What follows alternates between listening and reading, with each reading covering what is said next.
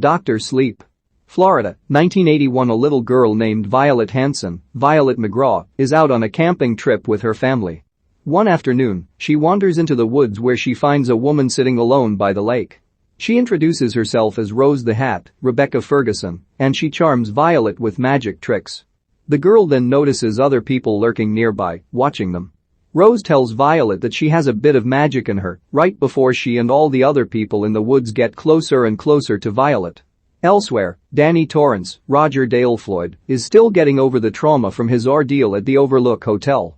His mother Wendy, Alex Esso, has become concerned since he hasn't spoken since their time there, but he still has nightmares of the spirits from the hotel, such as the Grady twins and the bathtub lady, woman in room 237. As part of his shine powers, Danny can see spirits like Dick Halloran, Carel Lumbly. He shows Danny a trick to keeping bad spirits away by showing him a box that he can use to trap them. Wendy then runs out to find Danny on the bench, but nobody is next to him. That night, Danny and Wendy are watching TV together. Danny excuses himself to go to the bathroom, where the bathtub lady is waiting for him. He uses a box in his mind and manages to trap her inside. He returns to his mother and starts talking to her again. Jump to 2011 where Dan, now played by Ewan McGregor, lives in New Jersey and is an alcoholic. He gets into a violent bar fight where he knocks a man unconscious and later hooks up with a woman from the same bar. As he wakes up in the morning, he finds the woman's child and is put off by this. In Long Island, a teenager named Andy, Emily Alyn Lind, meets with an older man who found her on a website. Rose and her right-hand man Crow Daddy, Zahn McClarnon, are watching her from a distance. Andy is able to manipulate others to do what she says before leaving a cut on his cheek resembling a snake bite. Impressed, Rose catches Andy outside the theater and takes her with her and Crow. They take her to their hideout, where Rose tells Andy that she has special powers that work in the favor of their cult, the True Knot. Rose nicknames her Snackabite Andy and promises her that they can eat well, stay young, and live long. Anniston, New Hampshire. Brastone is celebrating her 5th birthday. In the kitchen, her parents Dave and Lucy, Zackary, Momoh and Jocelyn Donahue, notice that Abra has somehow made a bunch of spoons float up to the ceiling. She simply says abracadabra and makes them hit the table. Dan arrives in Fraser, New Hampshire to start a new life. He meets and befriends a local man named Billy Freeman, Cliff Curtis, to whom Dan admits he is running away from something. Dan finds a place to stay, with Billy vouching for him to the landlord. That night, Rose brings Andy out by the beach for a ceremony. The eldest True Knot member, Grandpa Flick, Carel Struycken, leads the ceremony. Rose pulls out a canister containing the shine of Violet, presented as some kind of powerful steam. Rose feeds Violet's shine to Andy, while the other True Knot members get their share of it. Andy writhes and screams until she has absorbed the shine. Dan has a nightmare in which he sees a spirit sleeping next to him. He goes to Billy for help, and he brings Dan to an AA meeting. After the meeting, Dan is introduced to Dr. John Dalton, Bruce Greenwood. Dan notices Dalton clutching his wrist and then approaches him by saying that he left his watch in a bathroom, which is something only Dalton would have known. Astonished by Dan's insight and influenced by Billy's good word, Dalton gives Dan a job working at the hospice, as he has some experience as an orderly. During one night shift, Dan is mopping the floors when he notices the hospice's cat, Azzy, going into the room of an elderly man. The man knows that whenever Azzy goes into someone's room and sits on their bed, it's because Azzy knows that person is going to die. The man appears frightened at first, until Dan reassures him telepathically that dying is just like going to sleep. Comforted, the man nicknames Dan, Dr. Sleep. Within moments, the old man is gone, indicated by his breath leaving his body. When Dan returns home, he finds hello written on his wall, with a smiley face in the O. He simply writes back hi. 8 years later, Dan has remained sober. During a meeting, he discusses his feelings with never having known his father, only feeling close to him whenever he drank.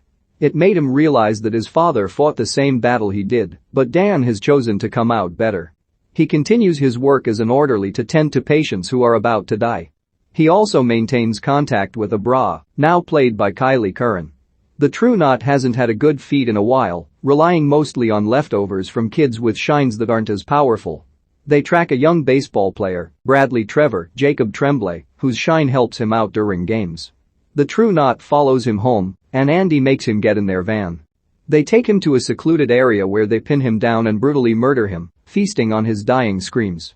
Abra senses the murder and begins screaming in her home, crying to her parents that the boy has been killed.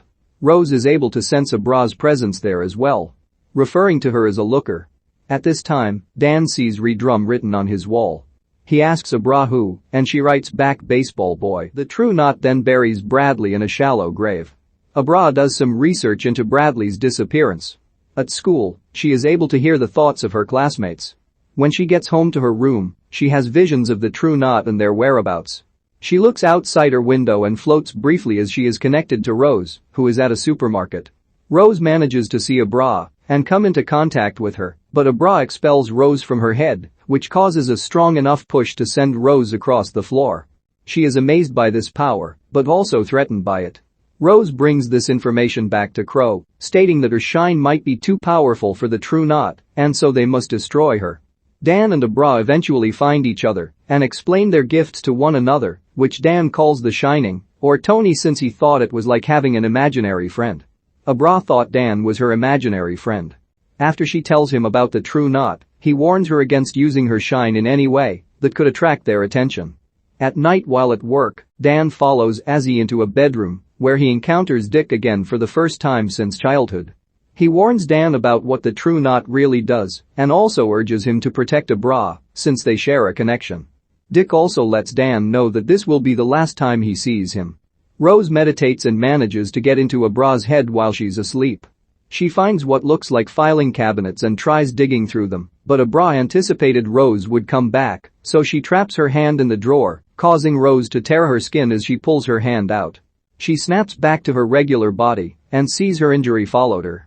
She reports to the others that Abra set a trap for her, and so it is now clear that she has to be killed. Crow then informs Rose that Grandpa Flick is cycling. Too weakened to keep going, he convulses until he decays, and the cult absorbs his steam. Abra makes contact with Dan again and asks for his help in finding Bradley's body, since she can locate the cult if she touches his baseball glove. With Billy's help, Dan is guided by Abra to the site where the boy's body is buried. Dan and Billy dig up the body, horrified at the discovery. They take the glove back to Abra's house, but Dave has learned about Abra's contact with Uncle Dan and thinks Dan is some kind of creep.